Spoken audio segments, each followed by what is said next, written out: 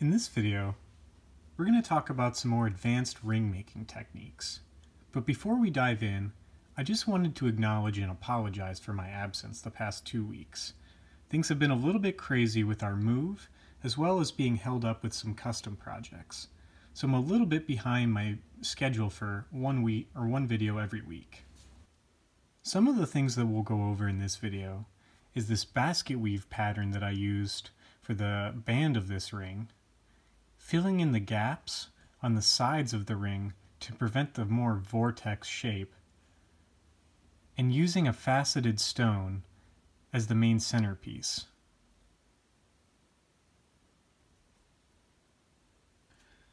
The materials that we'll need for this project are 5 segments of 21 gauge square, 30 inches of 22 gauge half round, 2 segments of 6-inch 18 gauge half round, 1 segment of 7-inch 18 gauge half round, and the stone for the piece. I've decided to use this emerald cut garnet. First, I'm going to find the center of my 30-inch segment of 22 and fold it in half so I have a middle starting point to begin the basket weave. Then I'm going to take all 5 segments of my 21 gauge square and wrap it around twice. I want all of these squares to sit really flat together.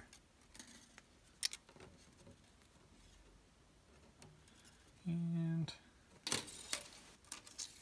perfect. I'm going to use my nylon tips to flatten it and then move it to the center.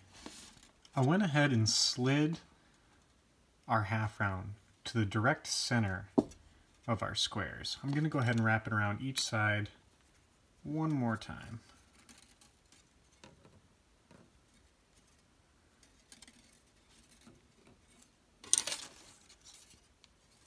Perfect.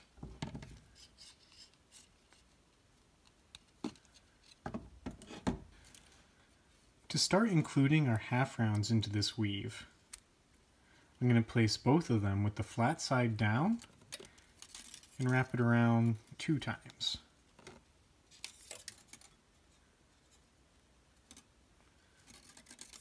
Flatten it and do the same on the other side.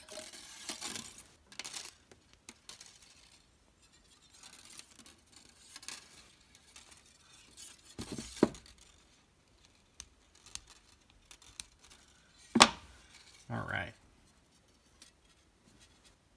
From here we can begin to play around with the pattern that we want the half rounds to weave in. I'm going to keep them both out the same, but you could weave over one and under the other as you go around as well to create a more interesting texturing pattern.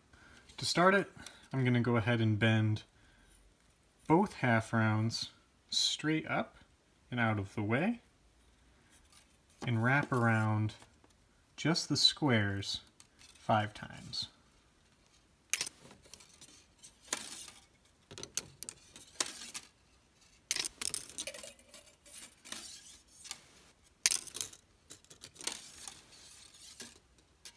I'm then going to take my nylon, flatten, and then flatten the half round back down and wrap around twice.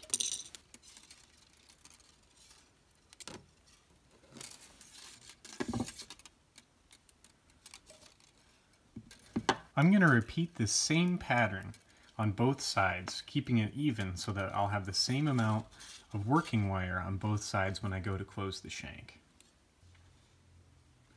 I went ahead and repeated the same pattern with 5 under, 2 over, 5 under, 2 over on both sides, making 9 separate little segments. I have the same amount of working wire on both sides for when I connect the shank together. Here's a close-up video of what this pattern looks like zoomed in. By varying the lengths of which you go over or under, you can really change the texture of the piece. It's a fun way to add some detail to an otherwise pretty simple ring band. To finish this off, I'm going to go ahead and take both sides and wrap them around 5 more times.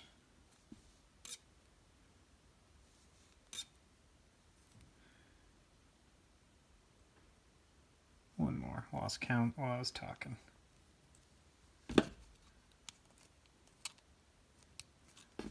To finish it, I'm going to peel both the half rounds back.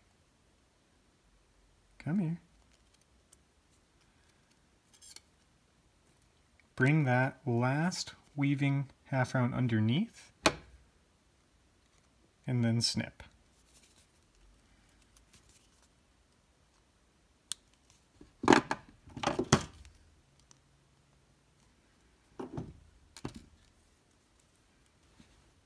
Once we've completed that on both sides, we're ready to connect the shank together. Now this process is essentially the same that I've covered in both of my other ring videos, so I'm going to go through it fairly quickly.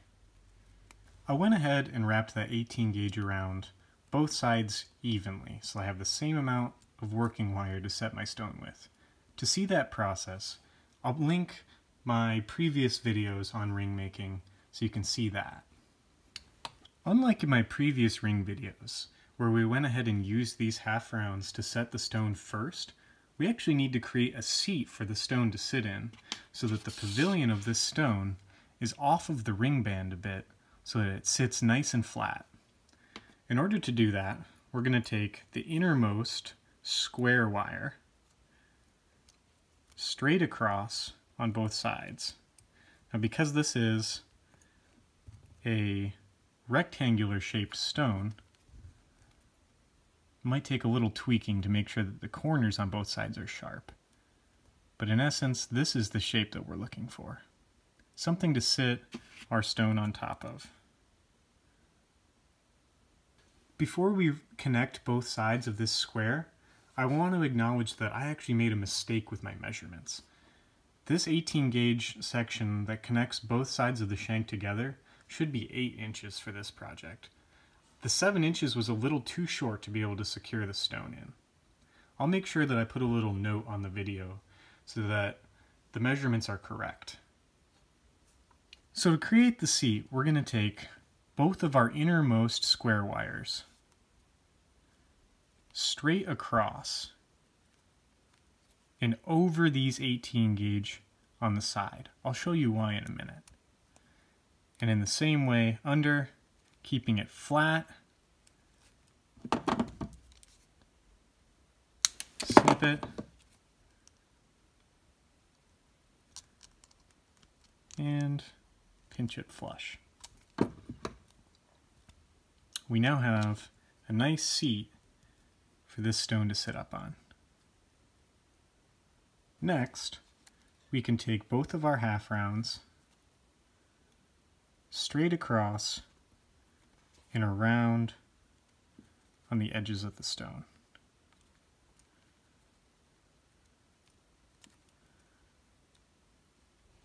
That'll create the setting. Next we get to decorate the face. The last 4 square wires that we have left are pretty much just decorative. So we can go ahead and add any combination of weaves or coils that you want to decorate the ring. Since I've already gone through that process once in my previous ring video, I'm going to go ahead and skip it for now. I went ahead and coiled all of my squares with the exception of the outsidemost square on both sides. I made sure that the half rounds are as close to the center point as possible. I'm going to take 16 inches of 28 gauge round and I'm going to weave between these 2 pieces of half round. Now to make sure that the weave curves a little, because I want this piece of half round to follow that outside edge that we've created, and I'm going to have this one actually curve back around. In order to do that, I've connected it first to the one that will go down, wrap once around the other side, and then twice around that side before wrapping back to the other side. I'll take a close-up video after weaving a few more so you can see what I mean. By wrapping more around this half round, it makes the weave longer on that side. So it'll fill this space that we're trying to fill a little better, also giving a natural curve to the weave. We're going to continue this pattern of wrapping more on the downward side than we are on the inner side till we get to the length we're looking for.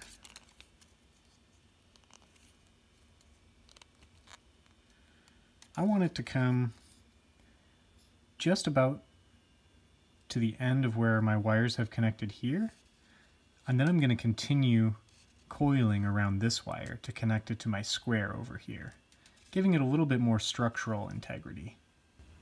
Once I got the weave finished, I coiled around this inner one 10 times. That brings it about the distance that I want it to be to connect to this square wire that I have at the bottom. From here, I'm going to weave these two together, alternating the pattern a little bit. The length of this weave is going to be pretty specific to your piece. For here, I crossed it back and forth about 8 times before coiling 10 times around this wire to start it connecting towards the other side. For your piece, it might be more or less depending on the width of the number of wires connected here and how close you want your square to connect to this piece of half round here. To connect these two together, I'm going to use that same figure 8 weave, connecting my square to this coiled half round. Now instead of weaving all the way down, I'm actually just going to connect it across once and then go back to a coil on the half round. That'll leave this wire mostly naked, and it gives a kind of a cool contrast in textures from the heavily coiled squares here to one naked square further down. I went ahead and coiled 10 times around the half round, to figure 8 across to the square, to 10 times around the half round, and continued that pattern all the way down to the end of the wire. From here, I'm going to connect it back onto the side of the shank. To connect it, I'm going to take the square around the inside, making sure that the flat side fits flush with the rest of my squares on the inside there.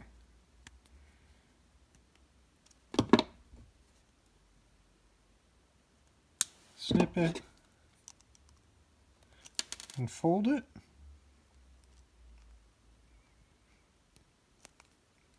And then do the same with the half round, tucking it underneath itself so there's no sharp edge there.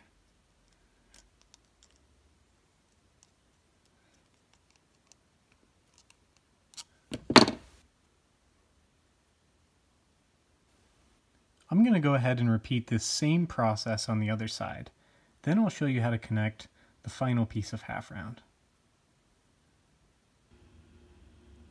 Now that both sections are ready to go, we're going to take that half round around the opposite direction, up underneath, creating a nice little cover across the tops of all of our other exposed wires, and cut and tuck it underneath itself.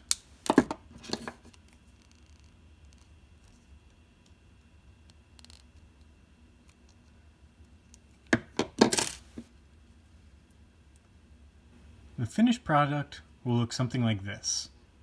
Those weaves break up that little vortex gap a little bit.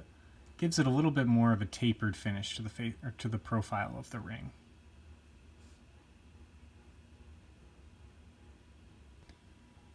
If you liked this video or found it helpful, subscribe to my channel for more content similar in the future. I plan to release a new video every Tuesday.